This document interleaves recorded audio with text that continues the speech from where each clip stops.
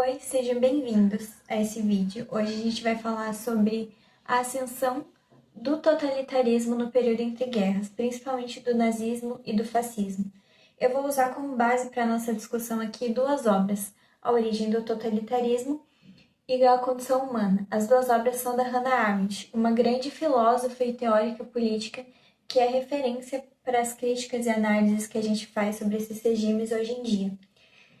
Começando então por uma pequena biografia da vida dela. A Hannah nasceu na Alemanha no início do século XX, então em meio a todo esse cenário, e ela nasceu também em uma família judia, e o seu pai já fazia parte da política, ele era do Partido Democrata Alemão. Então toda essa vivência foi essencial para essa necessidade, essa ânsia que ela tinha de entender quais são as motivações para todos os horrores que estavam acontecendo e como que ele conseguiu se perpetuar. Em 1929, ela vai ingressar na universidade pela primeira vez e lá ela vai estudar literatura grega, latim e filosofia. E a abordagem de filosofia dela tem uma base muito grande nos filósofos antigos da Grécia, principalmente o Aristóteles. Durante a vida dela, ela teve que fugir da Alemanha, porque, obviamente, por ser judia, era um cenário insustentável dela sobreviver. Depois, ela foi para a França. Mas, assim, era uma ideologia que já tinha tomado a Europa inteira. Então, logo a França também vai se tornar um lugar insustentável dela sobreviver e ela inclusive vai ser presa em um centro de retenção para judeus. E ela felizmente consegue fugir e vai para os Estados Unidos. E lá ela começa a conseguir construir a carreira dela. Ela se torna uma grande redatora-chefe de um jornal muito importante estadunidense. Ela se torna professora universitária de várias universidades importantes e começa a escrever as suas obras. Indo para o nosso tema agora, de fato, qual que era o contexto que a Europa vivia para a ascensão desses regimes? Então, isso está relacionado diretamente a um final muito mal resolvido da Primeira Guerra Mundial, porque naturalmente uma guerra, principalmente em proporção mundial, vai deixar muitas consequências e muitas cicatrizes, né? Crise econômica, fome, crise na segurança, inflação, enfim. Então, a Europa estava passando por um cenário muito difícil de miséria mesmo e de dificuldade. Isso tudo foi somado ainda à crise de 29. Por quê? Com todas essas dificuldades que a Europa estava passando, os Estados Unidos começou a se consolidar e a crescer como uma potência mundial. Então, o dólar começou a se tornar uma moeda de referência. Os Estados Unidos cresceu muito seu comércio exterior, começou a importar muita coisa para a Europa. Então, a Europa se tornou muito dependente dos Estados Unidos. Mas os Estados Unidos, como a gente sabe, extremamente consumista, não lidou de uma forma responsável com esse dinheiro. Então, é aí que a gente tem a queda na Bolsa de Valores, em 1929. Isso vai ter consequências no mundo inteiro, especialmente na Europa. Então, isso vai potencializar ainda mais todo o cenário de miséria que eles estavam vivendo. E todas essas dificuldades, a Hannah Arendt, na obra dela, fala que são essenciais para a implementação de um regime totalitário. Porque a população está extremamente desesperada, querendo sair daquela situação, sem nenhuma perspectiva de mudança. E é aí que chega uma ideologia, um regime, um líder, primeiramente apontando um culpado para toda aquela situação, traz também junto soluções e a população vai abraçar e ele vai usar como desculpa para trazer essas soluções qualquer coisa. A população vai aceitar qualquer coisa. É justamente nesse contexto que a Hannah traz também uma definição muito importante de banalidade do mal.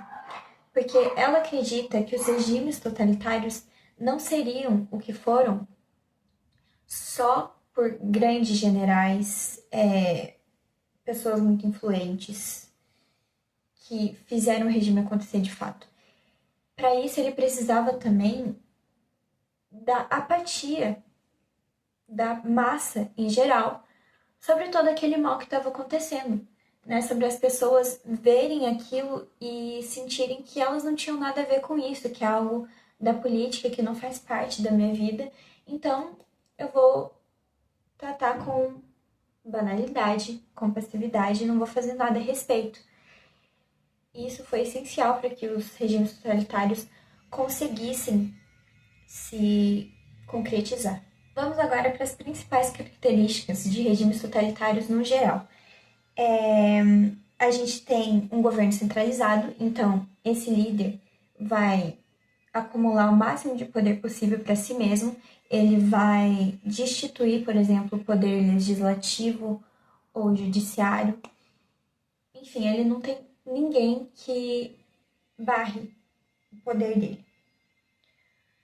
Um militarismo muito forte, uma política de expansionismo, então é muito importante para um regime totalitário espalhar suas ideias. Unipartidarismo, então qualquer outro regime que não seja aquele que está em vigor vai ser desinstituído, vai ser criminalizado. Nacionalismo muito exacerbado, essa ideia de que a minha nação é superior a todas as outras. Antiliberalismo e anticomunismo. Uma censura muito grande dos meios de comunicação. Um culto a esse líder em específico. E propaganda governamental também é algo muito importante. Bom, entrando agora nas especificidades do nazismo, o regime ele começou a ganhar muita visibilidade, principalmente por conta do revanchismo alemão. Porque a Alemanha em específico, além de estar passando por todo aquele cenário de miséria, por todos os motivos que a Europa inteira estava passando também, tinha uma outra questão, que no final da Primeira Guerra, a Alemanha foi considerada a única culpada por tudo aquilo que estava acontecendo. E caiu sobre ela o chamado Tratado de Versalhes, onde ela ia ter que pagar indenizações, tinha uma série de limitações ali sobre o seu exército, sobre o seu comércio, enfim.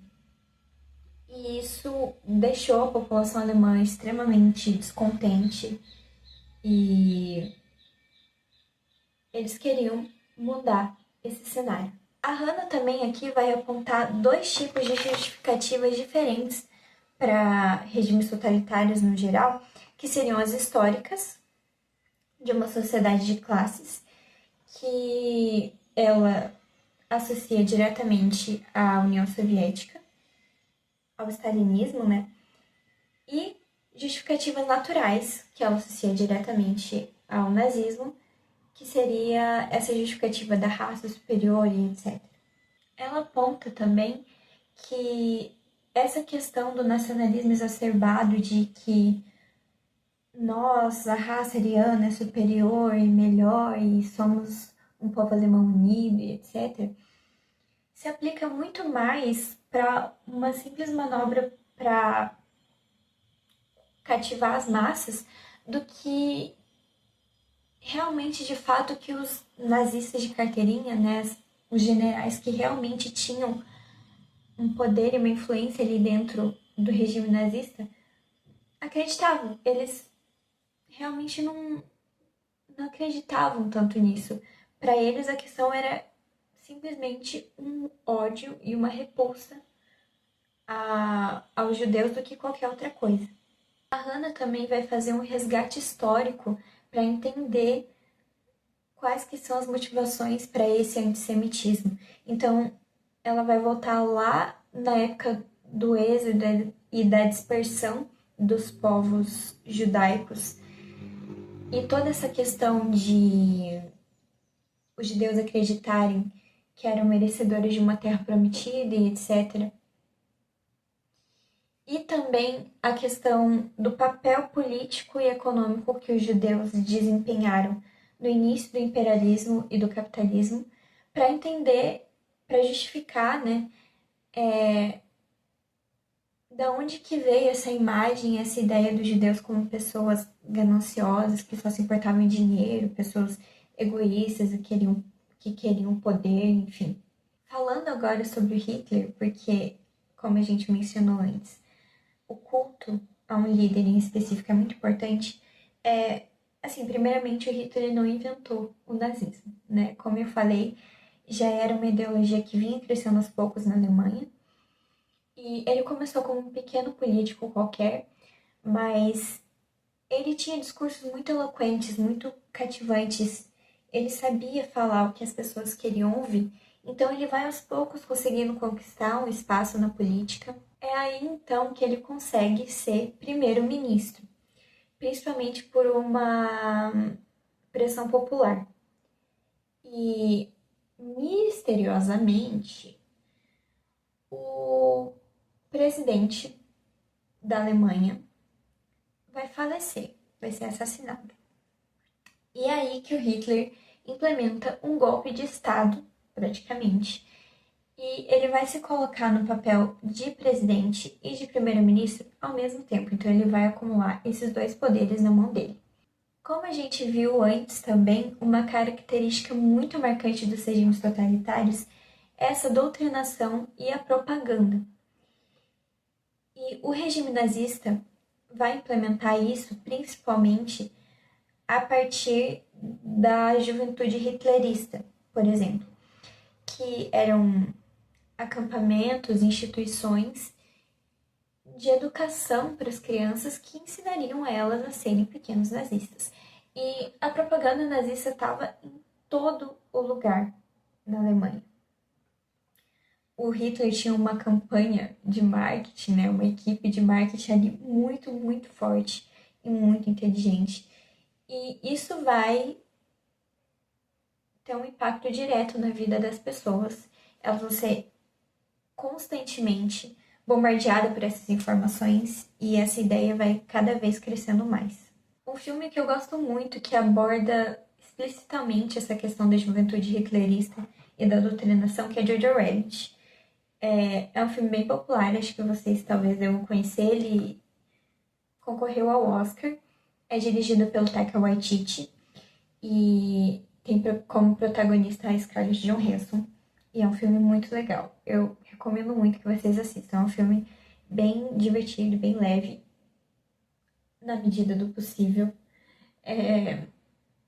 E ele vai abordar justamente essa questão da doutrinação nazista na perspectiva de uma criança. Inclusive de uma forma, acho que, muito mais responsável e coerente do que, por exemplo, o Menino do Pijama Listrado.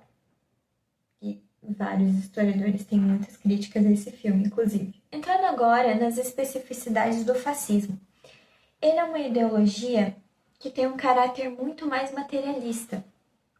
O nazismo, como a gente viu, ele tem uma ideia mais ideológica, esse cunho mais religioso, de cristãos contra judeus, enfim. E o fascismo, ele vai ser uma questão muito mais material mesmo. Porque ele foi uma ditadura das grandes indústrias e do grande capital financeiro. E a dominação das classes ali, da massa, vai ser muito a partir de um aparelho estatal oficial, né? Que vai se colocar ali como impessoal e separado da sociedade.